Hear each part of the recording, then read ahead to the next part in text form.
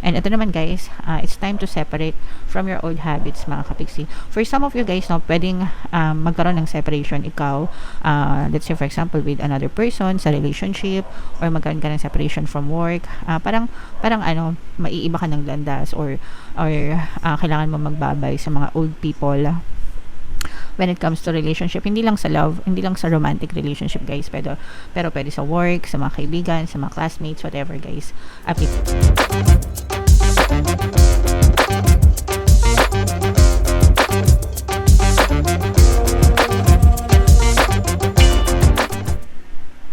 Hello guys, hello Capricorn, welcome back to Pinoy Pixie Tarot.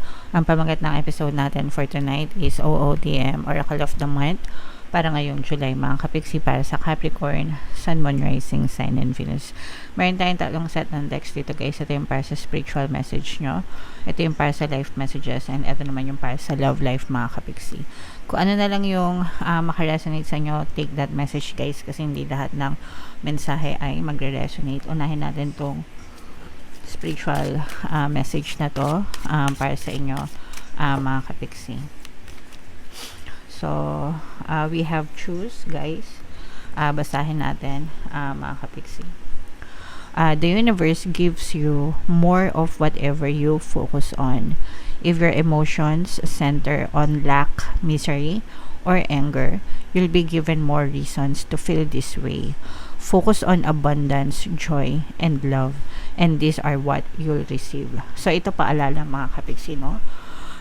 Sabi ko nga sa inyo, guys, whatever we focus on, yun yung namamanifest natin sa buhay, mga kapiksi. Kung nag-focus tayo sa mga magaganda, mga positibong bagay, yun din yung maaaring ma-push out sa ating physical reality. Whereas, kapag nag-focus naman tayo sa negative, yun din yung maaaring ma-push out sa ating physical reality. So, make sure na on a daily basis, kailangan ginagawa nating habit mga kapiksi para mabago natin yung buhay natin. Okay? Kasi everything is changeable and malleable. Hindi porkit nega ka ngayon, habang buhay, nega na yung buhay mo. Kapag ka nagbago ka, unti-unti, magbabago din yung na-experience mo sa physical reality mga kapiksi. Kailangan mo lang mag-focus, kailangan mo lang ng disiplina, kailangan mong maging consistent, no?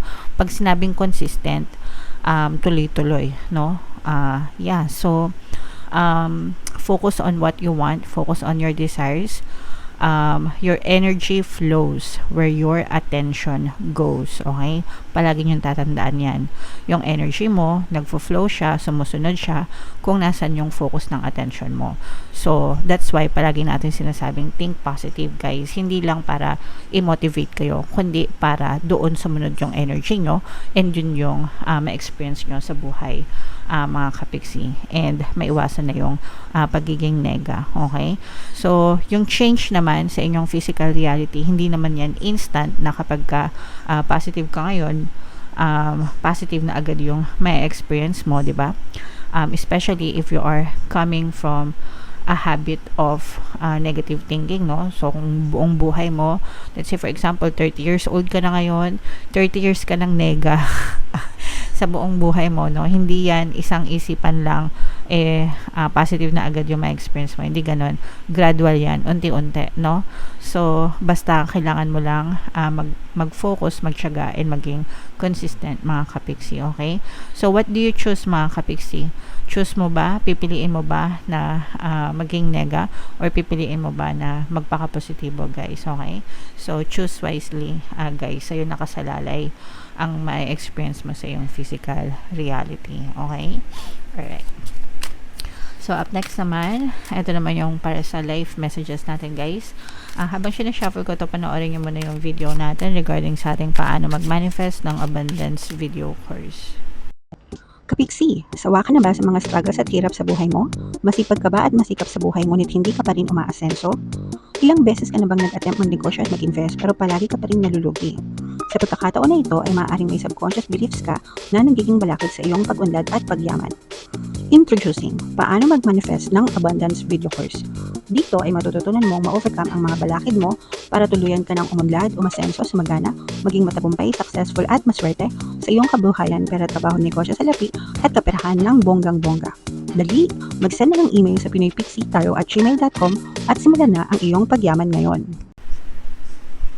Alright, so sa lahat ng gusto mag-avail ng course guys, naka-flash sa screen nyo. Una, meron tayong paano mag-manifest ng abundance video course. Meron din tayong paano mawala ang third party at magkaroon ng harmonious na relationship. And meron din tayong paano pabalikin si ex, revised breakup. So sa mga interesado guys, mag-send lang kayo ng email sa pinoypixietarot@gmail.com. So, ito yung ating mga life messages, mga kapiksi. We have stillness and we have separate, mga kapiksi. Pag sinabing stillness, paminsan-minsan kailangan natin yung quiet time, yung me time, no? Yung quiet mind. Kasi syempre, di ba, sa araw-araw na bumabangon tayo, masyado tayong busy sa buhay natin, mga kapiksi, no? Nagmamadali tayo, may mga goals tayo, may mga dreams tayo. Kumbaga, busy. Kumbaga masyadong tawag dito, madaming laman yung isip, ganyan, masyadong abala, masyadong maraming bagay na inaasikaso. So, and nakaka-drain din yon paminsan-minsan, and sometimes nababurnout din kayo, di ba? So, paminsan-minsan, magpahinga din, mga kapiksi, quiet your mind, disconnect, no? Try to disconnect from the world, from the people, and just, focus on yourself. I-assess mo yung buhay mo, i-assess mo yung plano mo sa buhay, tingnan mo kung ano yung mga na-achieve mo, yung mga challenges mo, and where you want to go pa, mga kapiksi, okay? And kung masaya ka ba, kung successful ka ba, kung meron ka pa bang gustong gawin, yung mga ganon. So, pero ang importante is just give some time to yourself, mag-relax, mag-chill. Kailangan mo yan para makapag-recharge ka, makapag-cleanse, makapag-recharge ka ng energy mo, okay? So, yan yung another message for you. And ito naman guys, it's time to separate from your old habits, mga kapiksi. For some of you guys, no, pwedeng magkaroon ng separation. Ikaw, let's say for example, with another person, sa relationship, or magkaroon ka ng separation from work. Parang maiiba ka ng landas, or kailangan mo magbabay sa mga old people when it comes to relationship. Hindi lang sa love, hindi lang sa romantic relationship guys, pero pwede sa work, sa mga kaibigan, sa mga classmates, whatever guys, applicable, okay? So there can be some kind of separation. For some of you naman, another message for this is you have to separate yourself from your old beliefs guys, no? Kaya nga, di ba, yung message sa inyo kanina, you have to choose kung saan kayo magfo-focus, kung sa negative or sa positive. Ngayon, kung nasanay ka na buong buhay mo, kagaya nga na in example ko kanina, 30 years old ka na, let's say for example 30 years old ka na, buong buhay mo sa loob ng 30 years wala kang ginawa kundi mag-nega, di ba? So it's time for you to separate yourself. Ito yung belief mo ng 30 years, di ba? So ito ikaw, kumaga i-separate mo yung sarili mo, ihiwalay mo yung sarili mo sa mga negative beliefs mo, negative patterns mo, negative thinking mo for 30 years, and mag-start ka, mga kapiksi, ng mga bagong patterns, bagong habits, bagong belief system sa buhay mo na makakatulong sa'yo. It's never too late guys to start, okay? Kasi yung mga paniniwala natin simula ng mga bata pa tayo, yung mga tinuro sa atin ng mga magulang natin or mga nakakatanda, it's natural na i-absorb natin yon kasi bata pa tayo. Pero habang tumatanda tayo, nagkakaroon na tayo ng sariling isip, di ba? Nagkakaroon na tayo ng sariling desisyon kung ano yung papaniwalaan natin. So might as well mag-decide ka na kung ano yung mga bagay na gusto mong paniwalaan for yourself na positive and makakatulong para sa buhay mo, kapiksi. Okay? So, separate yourself, ihiwalay mo yung sarili mo dun sa mga kanigahan mo sa buhay, guys. Okay? Alright. So, yan yung life messages para sa inyo, guys. Ito naman yung sa ating love messages, mga kapiksi. By the way, habang sinashuffle ko to, no, meron tayong mga pampaswerte na lucky charms, lucky bracelet, guys. Makikita nyo sa description box nitong video. If interesado kayo, guys, pwede kayo mag-check out after yung panoorin tong video na to, mga kapiksi. So, ito yung ating mga love life messages naman, guys. So, ito yung mga images ng card. So, isa-isayin natin. Kung ano lang yung makaresonate sa inyo, guys, take that message, okay? So, ito yung first image. Tingnan natin kung ano yung ibig sabihin nito. When you pass from this world, you take nothing with you but your soul and the memories you have shared with those you love. So, totoo naman mga kapiksi, di ba? Kapag nag-pass na tayo, ibig sabihin na wala na tayo, nagbabay na tayo sa mundo na to, na expired na tayo, di ba? Wala tayong dadalhin mga kapiksi, kundi yung soul lang natin. Actually, yung soul natin humiwalay yan sa katawan natin, no? Yung katawan lang naman yung na-expire, yung soul buong buo pa rin yan, mga kapigsi, okay? And yung memories, no?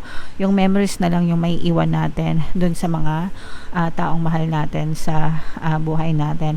So, habang may pagkakataon pa kayo, guys, kasama nyo pa yung mga mahal nyo sa buhay, magtanim kayo, guys, ng mga magagandang alaala, para alam yun, kahit sino man yung mauna sa inyo, it's either mauna ka or mauna sila, di ba? Meron tayong babalik-balikan na masasayang alaala. Yung mga nakakaiyak or masasakit na alaala, erase nyo na yun, guys, no? Hindi na yun importante sa buhay nyo. Let it go and just focus on the good ones and create happy memories, mga kapiksi. Okay? So, yan yung first message. And then, ito naman yung second love message para sa inyo. Embrace, mga kapiksi, no? Through each other, you find the missing pieces. So, kumbaga parang ikaw yung missing piece ng person mo and siya naman yung missing piece mo, no? So, yakapin nyo yung isa't isa and pahalagahan nyo itong relationship na to habang magkasama pa kayo ng iyong partner o specific person, mga kapiksi. Okay? Sometimes nga kahit na wala na yung partner natin, di ba? Pero dahil true love, yung iba talaga hindi na nag-aasawa, hindi na sila naghahanapan ng ibang jowa. So, ganun nila kamahal yung mga person nila. So, sana makahanap din kayo ng ganyang klaseng person na mamahalin nyo habang buhay, mga kapiksi. Alright? Okay, so comment down below, guys, if naka-resonate kayo and kung saang message kayo naka-resonate, guys, dito ba sa spiritual, dito ba sa life, or dito ba sa love life. Comment down below, mga kapiksi. And for more tarot readings, ito yung playlist nyo, guys. Ito naman yung ating success stories ng paano mag-manifest ng abundance video course. Thank you for liking, sharing, and subscribing, mga kapiksi. See you next time. I love you all, guys. Have a nice day. Bye-bye.